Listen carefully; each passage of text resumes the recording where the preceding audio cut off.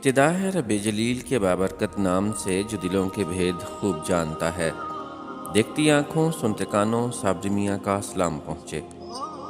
ناظرین محترم، حضرت ابراہیم بن ادھم رحمۃ اللہ علیہ فرماتے ہیں کہ جن دنوں میں بیت المقدس میں تھا ان دنوں کا واقعہ ہے کہ ایک رات جب ہم لوگ عشاء کی نماز پڑھ کر فارغ ہوئے اور لوگ اپنے اپنے گھروں کو چلے گئے تو کچھ رات بیتنے کے بعد آسمان سے 2 فرشتے اترے اور مسجد کے محراب کے پاس آ کر ٹھہر گئے۔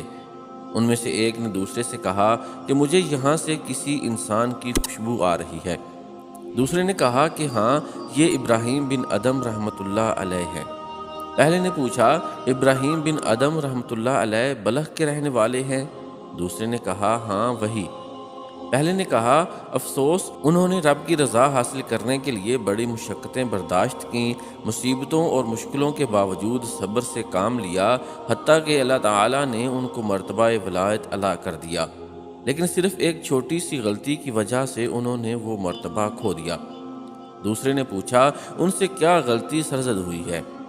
پہلے فرشتے نے کہا، جب وہ بصرہ میں تھے تو ایک بار انہوں نے ایک کھجور فروش سے کچھ کھجوریں خریدیں اور کھجوریں لے کر جب وہ واپس پلٹنے لگے تو دیکھا کہ زمین پر کھجور کا ایک دانہ گرا پڑا تھا۔ انہوں نے سمجھا شاید یہ ان کے ہاتھ سے گرا ہے، لہٰذا انہوں نے اسے اٹھایا، صاف کیا اور کھا لیا۔ دراصل کھجور کا دانہ ان کے ہاتھ سے نہیں گرا تھا بلکہ کھجور کے ٹوکرے سے گرا تھا، اور جو ہی وہ کھجور ان کے پیٹ میں پہنچی ان سے مرتبہ ولایت واپس لے لیا گیا۔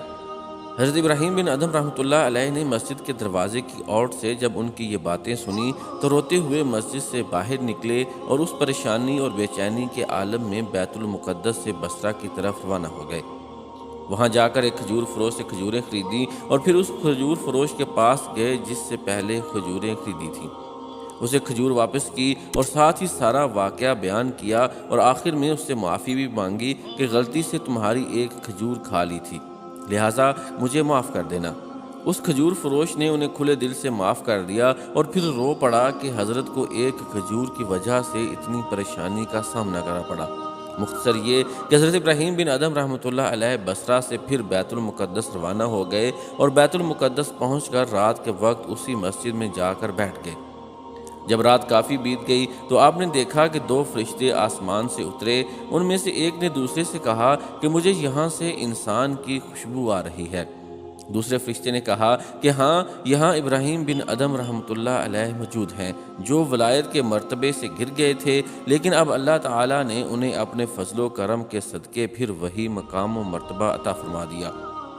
کبھی سوچا ہے کہ ہم انجانے میں اور جان بوجھ کر لوگوں کا کتنا حق کھا جاتے ہیں اور اس بات کی پرواہ بھی نہیں کرتے کہ روز محشر اس کا حساب دینا پڑے گا؟